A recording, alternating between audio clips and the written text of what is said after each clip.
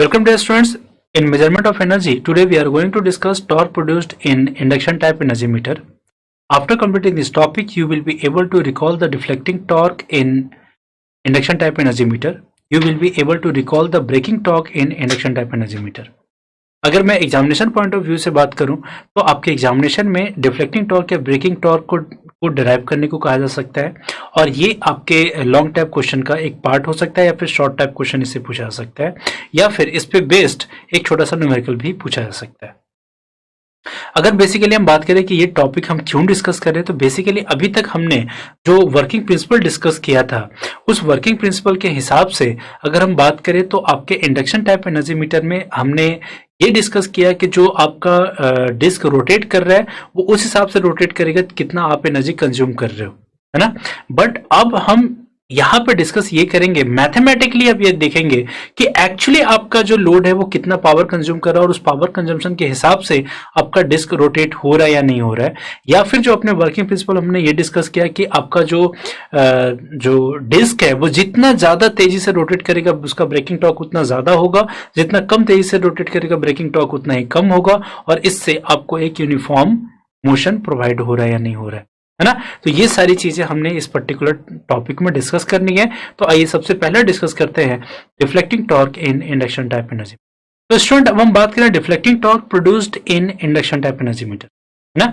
तो deflecting torque अब अगर देखा जाए तो आपके डिस्क पे अप्लाई हो रहा है और डिस्क पे जो आपका डिस्क रोटेट कर रहा है उस पर जो डिफ्लेक्टिंग टॉर्क अप्लाई हो रहा है अगर वो देखा जाए तो वो एक्चुअली दो टॉर्क में स्प्लिट हो रहा है। एक टॉर्क जो है वो आपके फ्लक्स फाई सी और जो करंट एडी करंट आईवी है उसके कारण जो मैग्नेटिक फील्ड डेवलप हो रहा है, इन दोनों के बीच के इंटरेक्शन के कारण एक फोर्स अप्लाई हो रहा है जिसको हम TD1 बोल सकते हैं, है ना। और एक दूसरा जो टॉर्क डेवलप होगा वो फ्लक्स फाई पी और जो आईसी करंट प्रोड्यूस हो रहा है उन दोनों के बीच के इंटरेक्शन के कारण एक फ्लक्स फोर्स डेवलप होगा, है ना। तो उसको हम टॉर्क TD2 बोलते हैं। तो ये जो है आपके डिफ्लेक्टिंग टॉर्क का जो दो पार्ट क्रिएट हो रहा है और उससे फिर उसका जो रिजल्टेंट होगा वो आपका डिफ्लेक्टिंग टॉर्क प्रोड्यूस करेगा जो कि आपके जो रोटेटिंग डिस्क है उस पर अप्लाई होगा और उससे एक यूनिफॉर्म यूनिडायरेक्शनल टॉर्क अप्लाई करके उसको एक फिक्स डायरेक्शन में रोटेट करवा सकता है। तो अगर मैंने बात किया कि जैसे TD1 डिफ्लेक्टिंग टॉर्क का जो पहला पार्ट है अगर मानते हैं हम उसे TD1 तो ये जो है ये डायरेक्टली प्रोपोर्शनल होगा कि कितना आपका फ्लक्स फाइसी है और कितना IV करंट के कारण आपका मैग्नेटिक फील्ड डेवलप हुआ। और जब इन दोनों को हम कंसिडर करेंगे तो चूंकि ये जो टॉर्क लगेगा वो आपका एक टेंजेंशियल टॉर्क होगा जो कि दो पार्ट में डिवाइड होगा, एक इसका हॉरिजॉन्टल कंपोनेंट होगा, दूसरा इसका वर्टिकल कंपोनेंट होगा और उस हॉरिजॉन्टल कंपोनेंट के कारण एक्चुअली आपका जो डिस्क है वो रोटेट करेगा। तो हम उसे उसमें उसका कोसाइन फंक्शन ले सकते हैं जो कि इन दोनों के बीच का एंगल डिसाइड करेगा। तो ये एक TD1 है जो कि फाइसी और IV के बीच में लग रहा है। सिमिलरली आपका एक टॉर्क होगा TD2 जो डायरेक्टली प्रोपोर्शनल होगा कि कितना magnitude of phi P produce हो रहा है उसके कारण आपका जो कितना करंट IC प्रोड्यूस हुआ है और चूंकि ये भी आपका टेंजेंशियल है तो उन दोनों के बीच का जो cosine function of angle between phi P and IC कितना होगा इस पे डिपेंड करेगा। अब ये जो फाइसी और IV या फाई पी या IC के बीच का एंगल है वो हम कहां से डिटरमाइन करेंगे, क्योंकि जब तक वो डिटरमाइन नहीं करें तब तक हमारा TD1 TD2 का मैग्नीट्यूड हमें फिक्स नहीं होगा और जब तक उन दोनों का मैग्नीट्यूड फिक्स नहीं होगा तब तक हमें ये नहीं पता चलेगा कि कितना डिफ्लेक्टिंग टॉर्क आपके रोटेटिंग डिस्क पे अप्लाई हो रहा है। तो उसके लिए अभी जो हमने जस्ट अपने पिछले लर्निंग आउटकम में जो फेजर डायग्राम डिस्कस किया था उस फेजर डायग्राम की मदद से हम ये एंगल निकाले। तो रिकॉल करते हैं अपने फेजर डायग्राम को। तो स्टूडेंट्स यहाँ पे हमने जो पिछले लर्निंग आउटकम में जो फेजर डायग्राम डिस्कस किया था अगर आप देखो तो वो सेम फेजर डायग्राम यहाँ पे है। अब हमें यहाँ पे करना क्या है, TD1 के लिए फाइसी और IV के बीच में फाइसी, है ना, ये फाइसी और IV के बीच का एंगल हमें पता करना है, ठीक है। तो इसके लिए मैं क्या कर रहा हूं कि मैं फाइसी IV में से कहीं एक किसी एक पैरामीटर से मैं ट्रैवल करना स्टार्ट करूँ, एंगुलर ट्रैवल में करना स्टार्ट करूंगा और अपने दूसरे पैरामीटर तक पहुंचूंगा और उसके बीच में जितना भी एंगल आएगा वो उसके बीच का एंगल होगा, है ना, और वो हमारा काम वहां पे कंप्लीट हो जाता है। तो अगर हम उस हिसाब से बात करें तो मैं आईवी से चल रहा हूं, ठीक है। देखो, जब मैं आईवी से अल्फा डिग्री एंगल आगे बढ़ रहा हूं, जब मैं आईवी से अल्फा डिग्री एंगल आगे बढ़ रहा हूं तो ईवी पे पहुंच रहा हूं, ठीक है। तो अल्फा डिग्री एंगल हमने आगे बढ़ा, ईवी पे पहुंच गए। फिर ईवी से 90 डिग्री एंगल आगे बढ़ा तो 5p पे पहुंच गए, यानी अल्फा में 90 डिग्री एंगल ऐड हो जाएगा, तो हम अब 5p पे पहुंच गए। वहां से डेल्टा माइनस 5 डिग्री एंगल आगे बढ़ जाए तो 5c पे पहुंच जाएंगे। डेल्टा माइनस 5 डिग्री एंगल अगर आगे बढ़ जाए तो हम 5c पे पहुंच जाएंगे, यानी कि 5c और आईवी के बीच का एंगल कितना है, alpha plus 90 degree plus delta minus 5। अगर हम इसे फिर से अच्छे से अगर हम इसको रीअरेंज करके लिखे तो हम इसे लिख सकते हैं 90 degree plus alpha plus delta minus 5, ठीक है। तो हमारा यहां पे एक काम तो हो जा रहा है, उससे हम TD1 यहां पे लिख सकते हैं। TD1 कैसे लिख सकते हैं, तो TD1 डायरेक्टली प्रोपोर्शनल टू होगा 5c IV cos of angle between 90 degree plus alpha plus delta minus 5, ठीक है। अब हमें लिखना है TD2 का वैल्यू, जिसमें हमें 5p और IC के बीच का एंगल लिखना है। अब हमारे पास 5p है यहां पे, IC है यहां पे, और इन दोनों के बीच का एंगल लिखना है, ठीक है। तो अब फिर से अब इन दोनों के बीच का एंगल हमें लिखना है, तो यानी कि IC से बढ़ेंगे और 5p की तरफ पहुंचेंगे, ठीक है। तो अगर हमने IC से अल्फा डिग्री एंगल ट्रेवल किया तो हम EC पे पहुंचेंगे। EC से अगर हम 90 डिग्री एंगल आगे बढ़ जाएं तो 5c पे पहुंच जाएंगे। बट हमें पहुंचना कहां तक है, 5p तक। 5p तक पहुंचने के लिए अगर आपको याद हो तो आपका जो एंगल का डायरेक्शन है वो यहां है। अगर हम 5c से डेल्टा माइनस 5 डिग्री एंगल वापस आ जाए तो हमें 5p पे पहुंच जाएंगे, है ना। तो IC से अल्फा डिग्री एंगल आगे बढ़े तो EC पे, EC से 90 डिग्री एंगल आगे बढ़ जाए तो 5c पे, और 5c से फिर से वापस आ जाऊं मैं डेल्टा माइनस 5 तो मैं 5p पे पहुंच जाऊंगा। यानी कि अगर मैं कहूं तो यहां पे ये जो दोनों टर्म हैं ये एक दूसरे को कैंसल आउट करेंगे, और ये जो अब एंगल हमारे पास बच रहा है वो आपके 5p और IC के बीच का एंगल बन गया। और 5p और IC के बीच का एंगल क्या बन गया, तो हो गया क्या, 90 डिग्री। हमने ट्रैवल किया था तो हम EC से 5c तक पहुंचे थे, इसमें अल्फा डिग्री एंगल आगे हमने ट्रैवल किया था तो IC से EC तक पहुंचे थे। बट 5c से 5p पे आने के लिए हमने क्या किया था, डेल्टा माइनस 5 डिग्री हम एंगल वापस आ गए थे। तो उस बेस पे अगर देखें तो आपका TD2 क्या हो जाएगा, TD2 directly proportional to 5p IC cos of angle 90 degree plus alpha minus delta minus, और ये आपका TD2 का टॉर्क हो गया, ठीक है। अब हमारे पास TD1 TD2 ये दो टॉर्क मिल रहे हैं। अब अगर देखा जाए TD1 की अगर हम बात करें, फिर से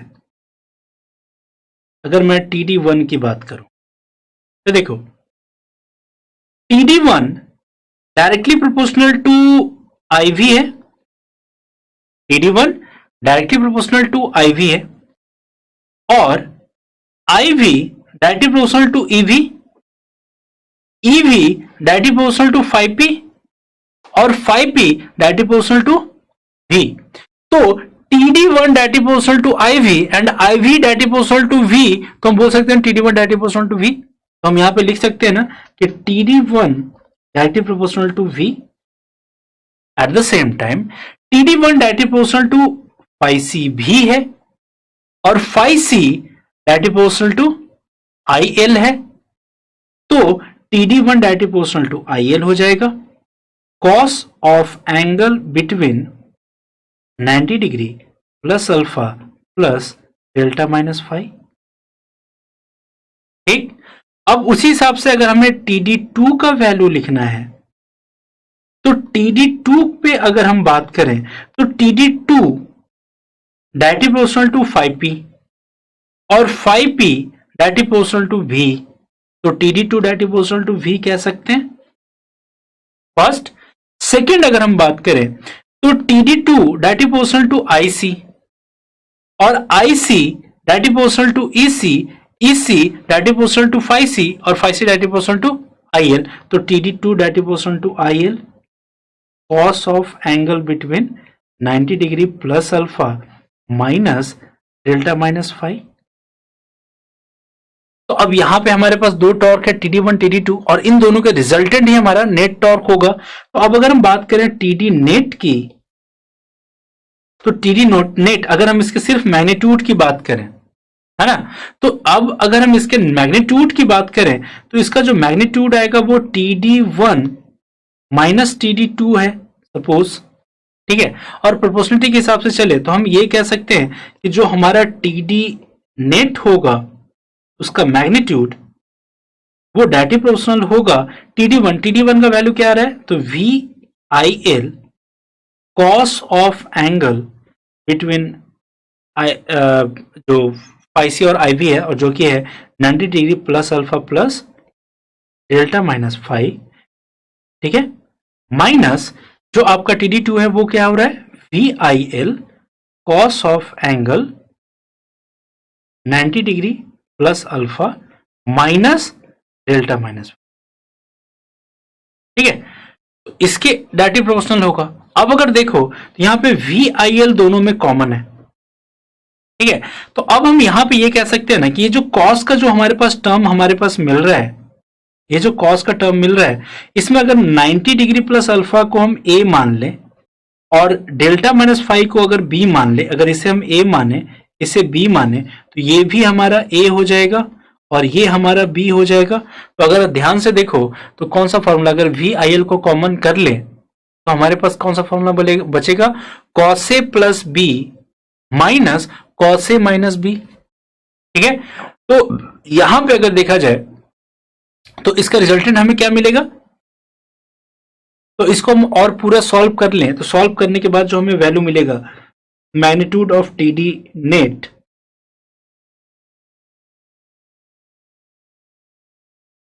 वो डायरेक्टली प्रोपोर्शनल होगा VIL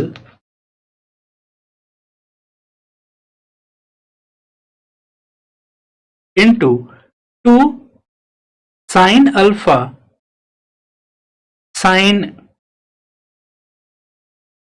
डेल्टा माइनस फाइव। ठीक है, अब अगर देखा जाए अगर हम प्रोपोर्शनलिटी की बात कर रहे हैं तो प्रोपोर्शनलिटी में 2 भी कांस्टेंट है और साइन अल्फा भी कांस्टेंट है, क्योंकि अल्फा जो है अगर आपको याद हो तो फेजर डायग्राम में हमने ये डिस्कस किया था जो अल्फा है वो इंपेडेंस ऑफ द डिस्क पे डिपेंड करता है और डिस्क अगर हमारा चेंज नहीं हो रहा है तो उसका इंपेडेंस चेंज नहीं होगा, इंपेडेंस चेंज नहीं होगा तो अल्फा का वैल्यू चेंज नहीं होगा, यानी साइन अल्फा का वैल्यू चेंज नहीं होगा। तो प्रोपोर्शनलिटी में हम इस कांस्टेंट को हटा सकते हैं, तो फाइनली हम लिख क्या सकते हैं, हम फाइनली लिख सकते हैं TD नेट इसका जो मैग्नीट्यूड है वो directly proportional to VIL sine delta minus five लिख सकते हैं। नेक्स्ट बात करते हैं,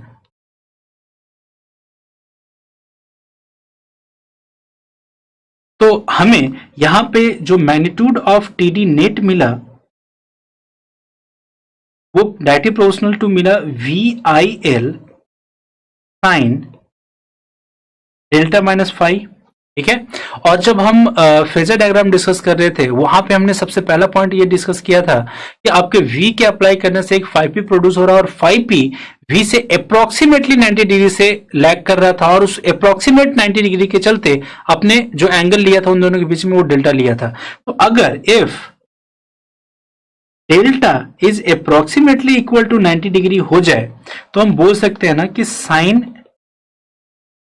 delta minus five approximately equal to cos five हो जाएगा।